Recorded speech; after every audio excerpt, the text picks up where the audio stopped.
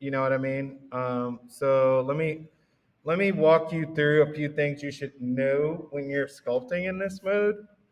The first thing is you may or may not want to go ahead and call your thing something right away. I'm gonna go ahead and save this and call it. This thing's kind of in my way. Sucks. I'm just gonna call it like demo or something just for now because I don't want to like not know what it is. And I'm gonna put like today's date or something. And I really, for right now, really don't care where it is. So I just called it demo. Obviously, you can see when I go on the surface of this ball, it's gonna show me, give me options to like, I can pull out and like kind of draw on this surface and sculpt on it, which looks really cool. But instead of doing that first, I'm gonna go ahead and check all of my settings first. So up at the top here, if you can see where I'm going, can y'all watch where I'm at here? Everyone follow me? No, y'all are not following me. Everyone should pay attention to this like right now. Like seriously. I know this is super fun, but you really need to stop what you're doing and figure and look at what I'm talking about. You want to go ahead up here and look at this thing that's called Dyntopo. You want to select that dynamic typology toggle. Your dynamic topology is it has to do with your mesh. This whole thing is a mesh that you are altering, and you really want to make sure that the mesh itself is going to be in the appropriate resolution for whatever size sculpture you're going to make. Because you don't really want to go and sculpt something and then have it turn into a low poly thing when you weren't intending to make it a low poly thing. Does that make any sense to everybody? Y'all know what I'm talking about? I mean, it could be cool, like low poly things are hip and all that, but you want to make sure that you are in control of the polygons in your sculpture and you are in control of your mesh in complete way. So you want to go ahead and select that, and then you could see this break here. So you can see the difference. I can change this. If I zoom in, what that's going to do is you see how small those polygons are now when I zoomed in? Okay, now I want to show you something. You can put this on this setting, on the brush setting. You can go up and put this auto smooth there and look at the difference between what I just did and what just happened. What that selecting that dipo does is what it happens is like when I zoom in, it's gonna automatically calculate that I've zoomed into my object and and that I am at a different point. Does that make sense? So like it's automatically gonna tell me, see how I'm way out here? I can auto smooth. I generally don't select the auto smooth, but it's gonna automatically let me know, like let me do this without it being like this. You see the difference here? So by me selecting this, now Blender sometimes doesn't automatically let you select this. So you always want to go and check your diapo up here. I call it checking your diaper. Just check your diapo and make sure your diapo is selected at that top because it's gonna like this detailing, this relative detail is super important to like how you're gonna end up like working. Because like if you start sculpting and then like you can see how I'm kind of like just making circles with my left click here. Now I have to go to this because I told y'all my wheel is broken or something. But if you go in here and do it, you can see the difference. And then if I did the strength of my brush a little harder, you could see how like I can make a different shape bigger. And like literally you could take this whole ball and make like a whole figure out of just this one ball if you wanted to. There's tons of YouTube videos. But you can see how like that's a little bit cleaner. And when I'm out here, it's still a little bit pixelated, but it's still not as bad as that was the original. So and then when I hit my center wheel, my right click, it'll automatically bring me to my radius. So that's another thing that's cool because I can like go ahead and start sculpting like like a whole head really quick, and you could see how if I were to go ahead with the zoom with my center wheel, zoom back, I can like legit just make the shape of whatever my figure is.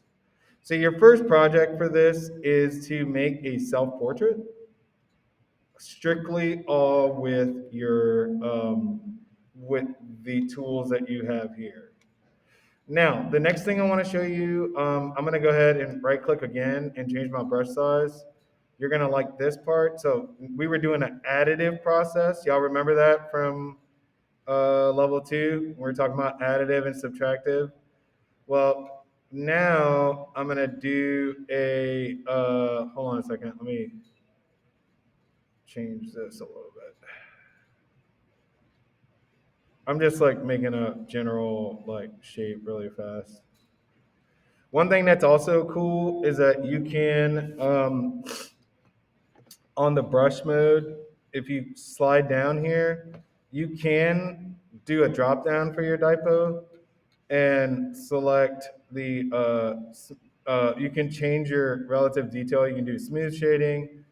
You can also change your you can do two different directions at the same time. So up here, I'm only I'm not even mirroring right now. Up here, you'll see y'all see where I'm at, where my cursor's at, right here. I'm at right next to the Dyntopo. You'll see X, Y, and Z. So if I want to be really smart about making something that's symmetrical, like a face, you'll see how there's 2 points here. I can sculpt on two things at the same time. And that ends up actually being a little bit more nice for this next point. So I'm gonna unselect that for now. I'm just gonna make that like kind of ball really quick again. But I'm gonna go to this subtract. So I was in the additive. You see the directional thing here? Oh, y'all follow me? I was in the additive. Now I'm gonna go to the subtractive. And now I'm gonna change my brush size a little bit smaller.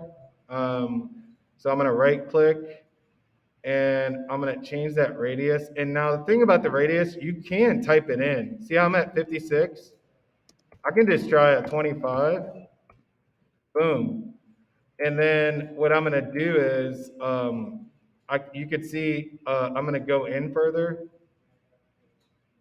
and then I'm going to subtract.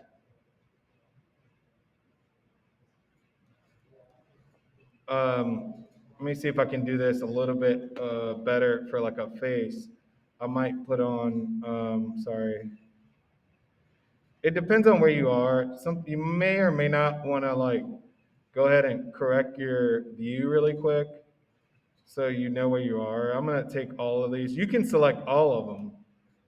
So if you wanted to make something round in the round, like let's say we just want to make the ball correctly, I can go add this radius, and now I'm subtracting all levels. And I want to add this. I want to add all levels. I can do that all at once. See what I'm talking about? So I'm gonna go back a few just because it was a little bit easier as a ball. But if I was trying to make this huge. You see what I'm talking about? Um, and I was trying to like make it like kind of big. Or oh wait, I did the wrong thing. Sometimes on my machine, the add and the subtract get confused on the Mac, and I don't know why that happens so hard. But I'm gonna go ahead and just deselect everything. Let's see, my which column's still on? So I'm just like making more or less a ball here.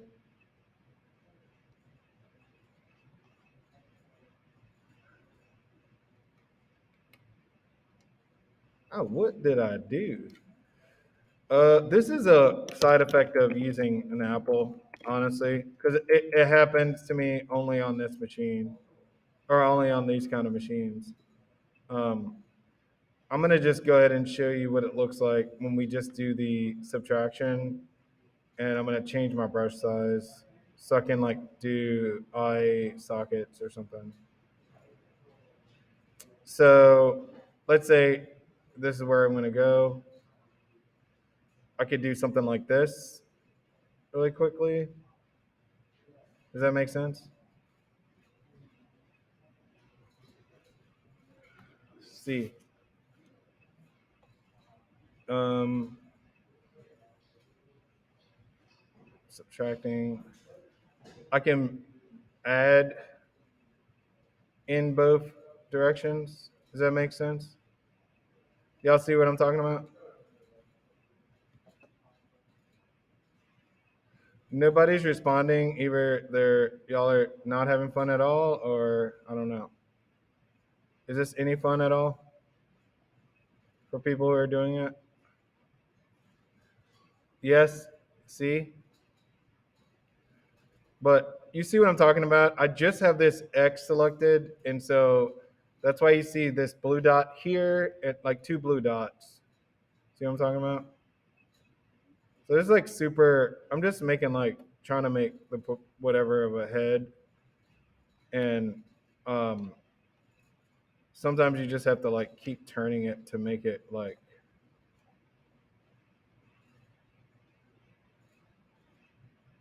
You can really get like really far on doing this.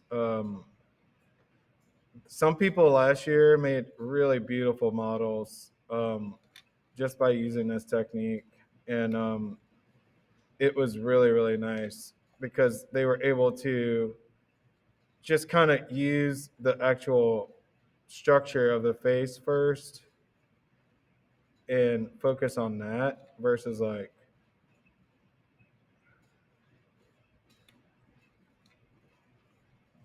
worrying about the details. A lot of y'all like to do portraiture, so I would think that this would be like pretty fun. Does that make sense? Just pretend like you're doing a ball of clay.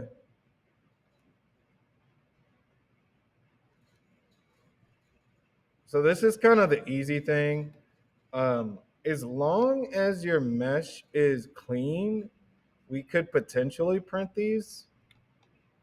I was just talking to Mr. Ryan about it earlier because I the printer that we have here is just like the one I have in my studio, and I think we should be fine as long as we make clean meshes. So just remember that the mesh is the skin that you're playing with right now, and that when we go in really far, if you pierce this mesh, like if you rip a hole in it, then it's gonna have problems later. Does that make sense? You can rip a hole in this. It's like a balloon. You can pop it and have like little holes in it. And one way to look at it is to look at it like this, and you could see kind of some. Basically, when I end up formatting this, we'll get to a point where I'm like, all right, let me check out your mesh or whatever.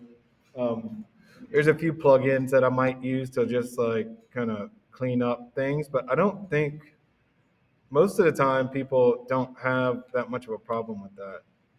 So just know, just start your process of like playing around. Um, like I might make a chin here.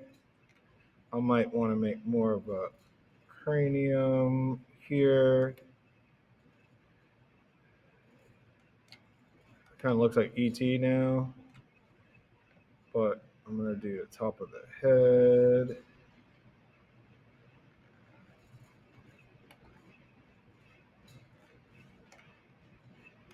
Does that make sense?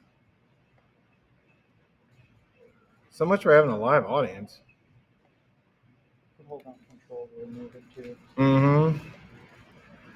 So like yeah, you could look at Mr. Ryan just pointed out you can hold down control to like remove whatever you want. So you can go negative right away.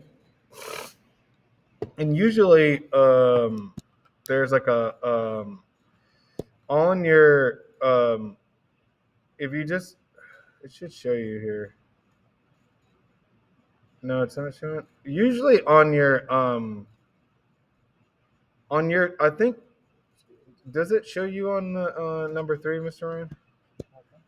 Like the hotkeys when you hover over it? Because I think yeah, you can hover over the some of the things and it'll show you the hotkeys.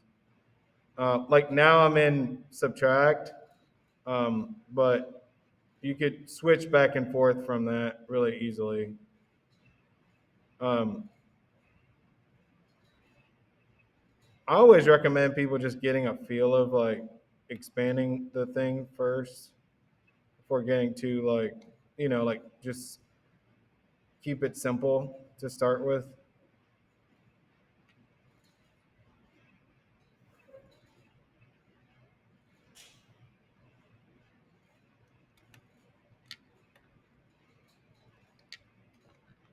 Oops.